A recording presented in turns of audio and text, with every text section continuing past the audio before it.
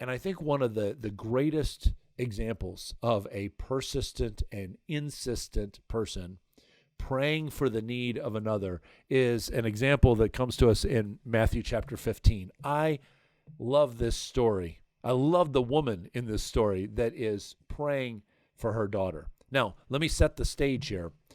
This woman is not Jewish. She's a Canaanite. And so she recognizes who Jesus is, that he is a Jewish rabbi, but she still comes to him with her prayer request. So listen to this. Leaving that place, Jesus withdrew to the region of Tyre and Sidon. A Canaanite woman, so in other words, not a Jewish woman, a Canaanite woman from that vicinity came to him crying out. Now, that word crying out doesn't mean that she is kind of demure and quiet and respectful. It means that she's yelling at the top of her lungs, Lord, Son of David, have mercy on me. My daughter is suffering terribly from demon possession. She is yelling out so much that it's getting the attention of everybody. In fact, she is so persistent and insistent that it's really starting to annoy the disciples of Jesus. Jesus did not answer a word, so his disciples came to him and urged him, send her away, for she keeps crying out after us. So in other words, she keeps going to these. She says, Matthew, listen, I need to see Jesus. My daughter is suffering terribly. Only Jesus can help her. Can you put in a word for me? Hey, Peter, listen, my daughter, she is suffering terribly. Only Jesus can help her. I need to get in to see Jesus. Can you help me get in to see Andrew? Would you? And she keeps going person to person. And so they said, Jesus, can you send her away? She is insistent and persistent. She won't leave us alone. And so for the first time, Jesus speaks. He answered, I was sent only to the lost sheep of Israel. I'm supposed to minister to fellow Jews. The woman came and knelt before him. Lord, help me, she said. Now, friends, I've shared this before. I think that the most powerful prayer that we can pray is simply those first two words that she said, Lord, help. Because when we say those words, here's what we're really saying. I can't, but you can. I'm at the end of my rope, but you have the resources. I have nowhere else to turn, but you can provide the answer. When we say, Lord, help, it is at the same time both a humble prayer and a confident prayer. It's saying, I have nothing to bring to you, but you have everything to give to me.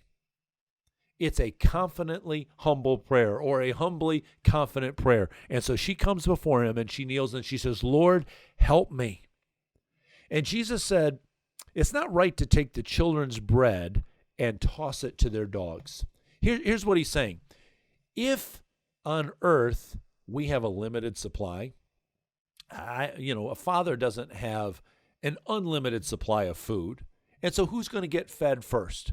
Of course, his kids are going to get fed first before the dogs down here. So he said, what if I only have a limited supply? What if I don't have very much to give out? Why would I give it to you, a non-Jewish woman, when there are so many Jews that need to have a healing touch? And here's this woman's persistence and insistence. Yes, Lord, but even the dogs eat the crumbs that fall from the master's table. I love this woman because she said, you know what, Jesus? Just a crumb from you is so powerful, so effective. If you will just give me a crumb, that is enough to heal my daughter. Now, it doesn't say it here in the scripture, but in my mind, here's what I imagine after she says that. I imagine Jesus throwing back his head, laughing, a full belly laugh from his stomach, overflowing with joy, because this woman gets it.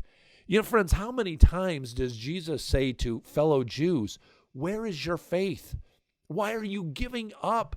Why are you throwing in the towel so quickly? And here's this woman that even when he tests her to see how persistent, how insistent are you going to be, she never backs down. She just keeps on. And Jesus finally just throws back his head and laughs, and he says these words, "Woman, woman, you have great faith. Your request is granted." And it says, and her daughter was healed from that very hour. From that very hour. Not only was she immediately healed, but there was no regression. There was no relapse. She stayed healed. She stayed delivered from those demons, all because this woman was so persistent and so insistent in her prayers. I love that.